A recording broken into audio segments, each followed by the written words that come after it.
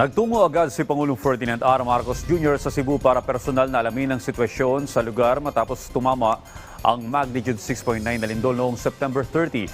Samantala, pinangunahan din ng ating Pangulo yung maling pagbubukas ng PICC. Yan at iba pa sa aktibidad ng Pangulo. Sa linggong ito, balikan po natin sa report ni Kenneth Pasyente. Nagsimula ang linggo ni Pangulong Ferdinand R. Marcos Jr. sa pagpapanumpa ng mga bagong halal na opisyal ng League of Vice Governors of the Philippines o LVGP. Sa mensahe ng Pangulo, binigyang diin niya ang panawagan na tuldukan ng korupsyon, gayon din ang pang-aabuso sa kapangyarihan at pagiging sakim. Hinimok din niya ang mga bise-gobernador na magsilbi sa taong bayan at isantabi ang kulay ng politika. Pinangunahan din niya ang muling pagbubukas ng Philippine International Convention Center o PICC na anyay simbolo ng resilience at pagiging malikhain ng mga Pilipino bilang paghahanda na rin ito sa pagiging host ng Pilipinas sa ASEAN Summit sa susunod na taon. Miyerkules nagtungo ang Pangulo sa Masbate na malubhang napuruhan ng Bagyong Opong. Dito nagpaabot ng iba't ibang tulong ang Pangulo kabilang na ang cash assistance at family food packs. Ininspeksyon din niya ang Masbate Provincial Capital na malubhang naapektuhan ng bagyo at nagtungo sa Masbate Provincial Hospital kung saan nagpaabot siya ng financial aid na nagkakahalaga ng 3 million pesos para sa pagsasaayos nito.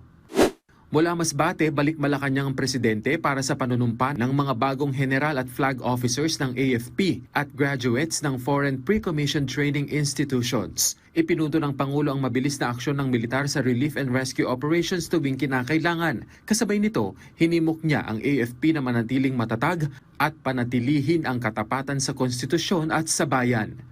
Huwebes, agad na nagtungo si Pangulong Marcos Jr. sa Cebu City para alamin ang sitwasyon matapos ang pagtama ng magnitude 6.9 na lindol. Atas ng Pangulo ang mabilis na pagbibigay ng pangangailangan ng mga naapektuhan at ipinag-utos ang paglalaan ng nasa 600 million pesos na halaga ng assistance sa iba't ibang local government unit ng Cebu.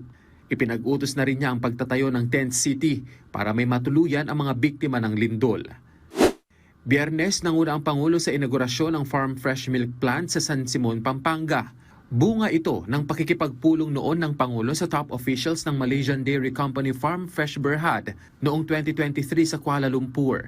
Ang bagong bukas na fresh milk plant ay inaasahang hindi lamang makakalikha ng job opportunities, kundi makakapag-ambag din sa katatagan ng food supply ng bansa. Nanguna rin ang Pangulo sa pamamahagi ng cash assistance sa mga pamilya ng OFW at iba pang individual na naapektuhan ng mga nakaraang kalamidad sa San Fernando, Pampanga. Nasa 3,000 benepisyaryo ang nakatanggap ng 5,000 pesos mula sa Action Fund Assistance ng DMW na dinagdagan pa ng Pangulo ng 5,000 piso mula naman sa Office of the President. Kenneth Pasyente para sa Pambansang TV sa Bagong Pilipinas.